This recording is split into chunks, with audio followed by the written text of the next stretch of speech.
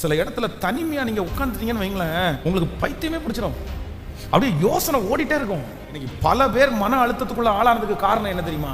தனிமையில அப்படி என்ன கொஞ்சம் ஃப்ரீயா விடுறீங்களா, என்ன கொஞ்சம் ஃப்ரீயா விடுறீங்களா, போய் போய் போய் போய் உட்காந்துறது, போய் போய் தனியா உட்காந்து ஏதாவது ஒன்று யோசிச்சே இருக்கிறது. நான் சொல்றேன், நீங்க உங்களை கெடுத்துக்காதீங்க. நம்முடைய மூளை இந்த சர்ச்சை அளவு கிடையாது. எவ்வளவுதான் இருக்குது? கிராம் கணக்கில் தான் இருக்கு, கிலோ கணக்கில் கூட இல்லை. இவ்வளவு குட்டி மூளைய எவ்வளவு கசக்குவீங்க, எவ்வளவு போட்டு ஒரி பண்ணிக்கிறது, எவ்வளவு போட்டு திங்க் பண்ணிக்கிறது. மனைவிட்ட பேசுறதில்ல, கணவன்கிட்ட பேசுறதில்ல, பிள்ளைகள்கிட்ட பேசுறதில்ல, யார்கிட்டயுமே பேசுறதில்ல.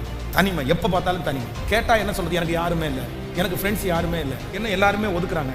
நான் சொல்றேன், அப்படிதான் சிலர் நம்மளை ஒதுக்குவாங்க. அதுக்காக நீங்க போய் பேசுங்க, நீங்க சந்தோஷமா இருங்க, நீங்க இருக்கிற இடத்துல கலகலன்னு வச்சுக்கோங்க. தனிமை என்கிறது அது ஆண்டவரான உண்டானதுன்னு சொல்லாதீங்க.